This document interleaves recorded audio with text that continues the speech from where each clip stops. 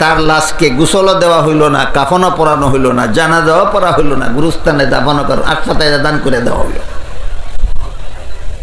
এবার আমি আপনাদের জিজ্ঞাসা করি, আপনারা যারা গৃহস্থী করেন, আপনাদের হালের বলদ মরে গেলে কি কেউ গোসল দেয়? কাফন পরায়? জানাজা পড়ে? গুরুস্থানে দাফন করে? আহমদ শরীফ মরলেও গোসল নাই, বলদ মরলেও গোসল নাই। আহমদ শরীফ মরলেও কাফন নাই, বলদেরও কাফন নাই। বলদেরও জানাজা নাই, আহমদ শরীফেরও জানাজা নাই। বলদেরও গুরুস্থান নাই, আহমদ শরীফেরও গুরুস্থান। দুই বলদে বেশ কম কত?